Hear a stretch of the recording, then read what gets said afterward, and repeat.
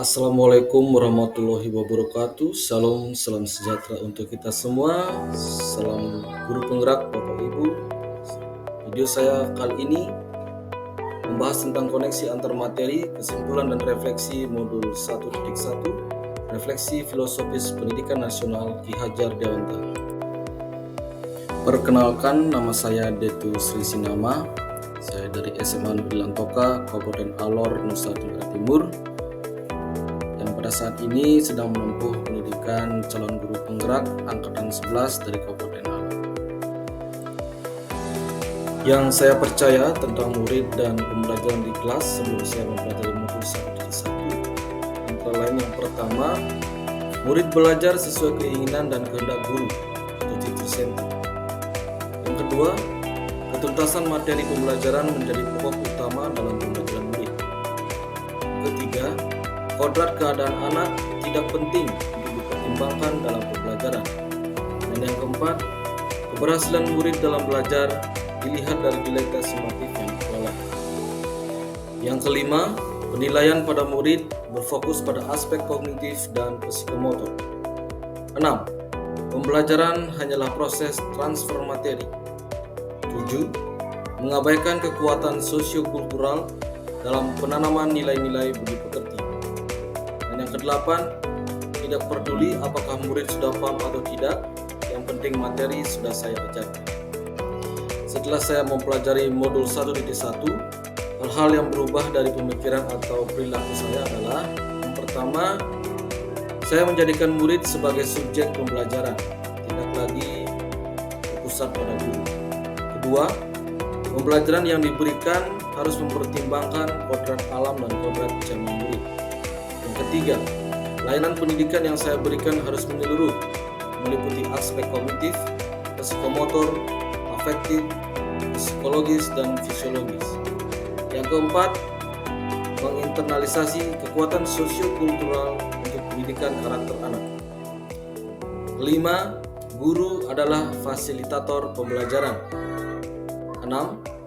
Memberikan kemerdekaan kepada murid untuk bertumbuh dan berkembang sesuai kodratnya masing-masing. 7. Guru harus bisa memberi contoh atau teladan, membangun semangat motivasi, dan memberikan dorongan kepada murid. 8. Segala daya upaya, ide, gagasan, kreativitas, dan integritas guru, semuanya untuk kepentingan murid. Yang dapat segera saya terapkan lebih baik agar kelas saya mencerminkan pemikiran Ki Hajar Dewantara. Antara lain yang pertama, model atau metode ajar. Di sini saya harus merancang pembelajaran kontekstual di mana mengandung kekuatan sosiokultural dan kemampuan berpikir abad 21 yang interaktif, menyenangkan, dan bermakna bagi murid, serta tentunya dengan melibatkan murid secara aktif atau student center.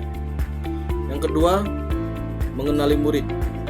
Proses ini dilakukan dengan cara melakukan asesmen diagnosis awal untuk mengetahui kemampuan, bakat, dan minat murid, serta dengan mengumpulkan informasi secara lengkap dan akurat terkait latar belakang, karakteristik murid, atau keadaan lingkungan sosial budaya murid. Yang ketiga adalah dengan menerapkan sistem Among, di mana saya harus selalu memberi teladan, membangun semangat motivasi murid, dan memberikan dorongan atau arahan kepada murid dalam segala aktivitas atau kegiatan murid di dalam maupun di luar kelas.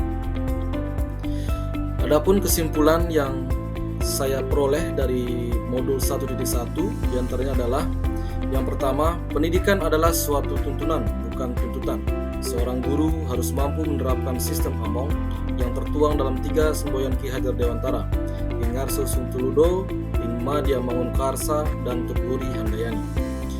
Pendidikan juga harus mempertimbangkan kodrat alam dan kodrat zaman, di mana internalisasi nilai-nilai sosio-kultural, pendidikan budi pekerti, dan pengembangan keterampilan atau kemampuan sesuai zamannya adalah poin-poin penting yang tidak boleh diabaikan dalam segala aktivitas murid di sekolah maupun di kelas. Dan tujuan pendidikan itu sendiri adalah menuntun segala kodrat yang ada pada anak-anak agar mereka dapat mencapai keselamatan dan kebahagiaan yang setinggi-tingginya, baik sebagai manusia maupun sebagai anggota masyarakat.